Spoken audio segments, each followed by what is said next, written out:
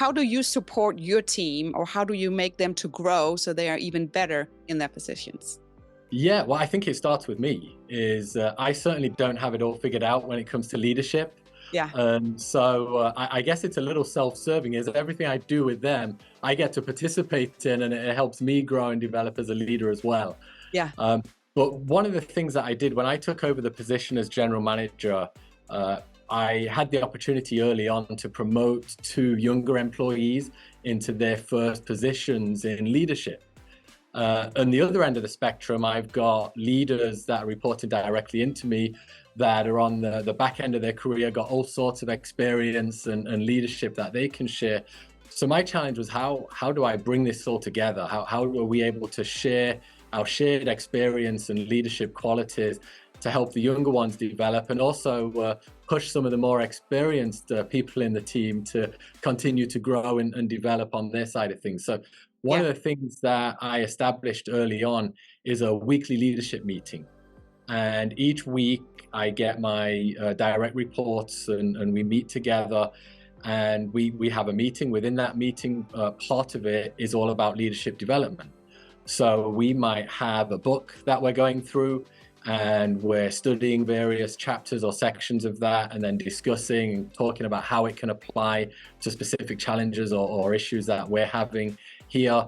Someone might find a really good article that they bring along, and they'll share that. And again, we kind of dive in as a group and collaborate on how we can utilize that as well. So really, by having that consistency of meeting every week, it gives us an opportunity to share all of this leadership experience and what we're all learning individually as a team to drive us hopefully forward and challenge each other to be a little better.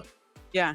That's awesome. It's like having your own book club, right? Within your company. Yeah, it is. It's Yeah. certainly not just limited to books, No. but yeah, there's all sorts of good stuff. There might be a Yeah. video one week, an article, but yeah, Yeah. it's that sort of philosophy of shared learning, shared experience. Yeah. And having that dynamic, right? So it's not just a one way, it's actually a two-way communication that you have in that group. Absolutely.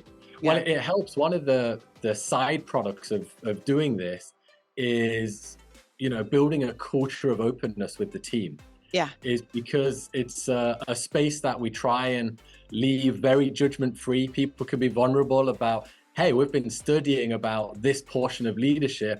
Yeah. And actually, when I think about it, I really suck at this, and I want to do better. So help me out here. What advice have you got? And the team, I've noticed, the more we've done it, have become more open in their communication.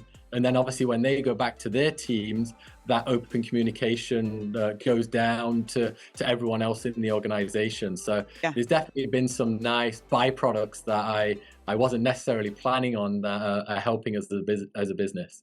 If you like Leadership in Manufacturing podcast, don't forget to subscribe, rate, and share the show wherever you get the podcast. Our podcast is for industry decision makers like yourself, providing a personalized experience to elevate your leadership journey. So be sure to tune in. You'll have access to a wealth of practical advice and innovative strategies, boosting and refining your leadership style. So check it out. It's on leadershipinmanufacturing.com. Remember, stay curious, keep learning. See you next time.